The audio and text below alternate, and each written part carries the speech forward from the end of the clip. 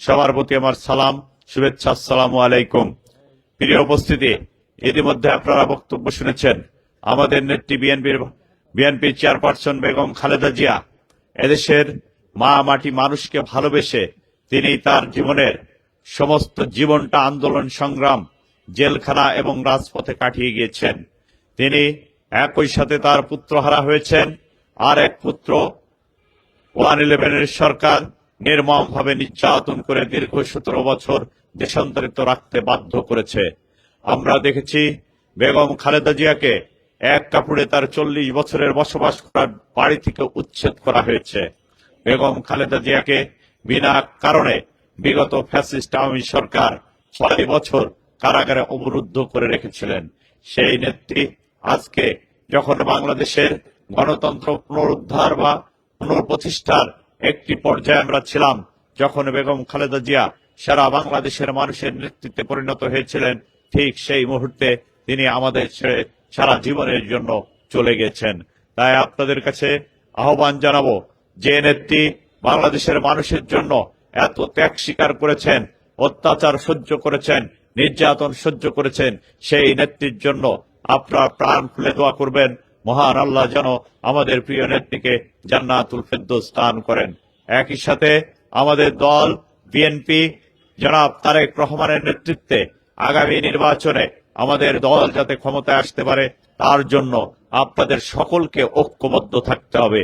বিএনপির প্রতিটি নেতা কর্মী সহ সর্বস্তরের মানুষের প্রতি আমার আহ্বান থাকবে, এই কালীগঞ্জের উন্নয়নের জন্য, এই কালীগঞ্জের মানুষের আশা আকাঙ্ক্ষা পূরণের জন্য যেভাবে অতীতে আমাদের সরকার ক্ষমতা থাকা অবস্থায় 91 থেকে 96 সাল এবং 2001 সাল থেকে 2006 সাল পর্যন্ত আমাদের সাবেক সংসদ সদস্য জনাব শহীদুজ্জামান বেল্টুর নেতৃত্বে এই এলাকার যে উন্নয়ন আমরা করেছিলাম, বেগম খালেদা জিয়ার নেতৃত্বে আমরা এই এলাকার সমস্ত স্কুল কলেজ মসজিদ মাদ্রাসা মন্দিরের উন্নয়ন করেছিলাম।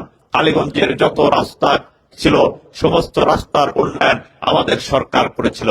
ঠিক তেমনই ভাবে আমাদের কালীগঞ্জ থেকে আজকে আপনাদের এই খাজুরার রাস্তা, কালীগঞ্জ থেকে গাজীরবাজার রাস্তা, কালীগঞ্জ থেকে কুলার রাস্তা, কালীগঞ্জ থেকে গান্না সড়ক, কালীগঞ্জ থেকে বারোবাজার থেকে মঙ্গলপুরের সড়ক, বারোবাজার থেকে তাহেরপুর সড়ক, রঘুনাথপুর থেকে রাখালগাছি সড়ক সহ লাউতলা থেকে বেলেডাঙ্গা সড়ক সহ সমস্ত সড়কের উন্নয়ন আমাদের সরকার করেছিল।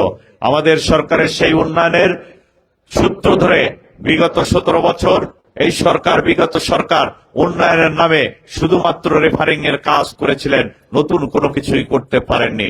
আবার সুযোগ এসেছে, বাংলাদেশের মানুষের হাতে সুযোগ এসেছে, সেই সুযোগ সদ্ব্যবহার করার জন্য আমি আপনাদের প্রতি উদাত্ত আহ্বান জানাবো।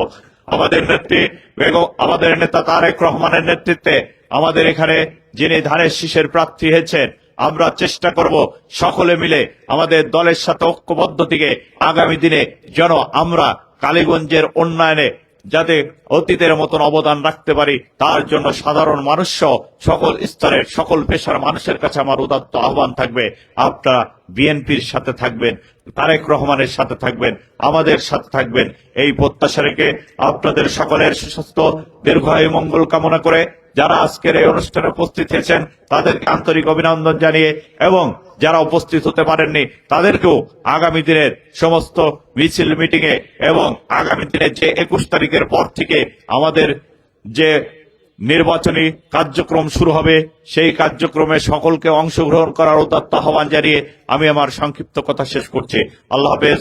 বাংলাদেশ জিন্দাবাদ। দেশ নেত্রী বেগম খালেদা জিয়া অমর হোক। তারেক রহমান জিন্দাবাদ। শহীদ জিয়া অমর হোক। সকলকে ধন্যবাদ। আসসালামু আলাইকুম।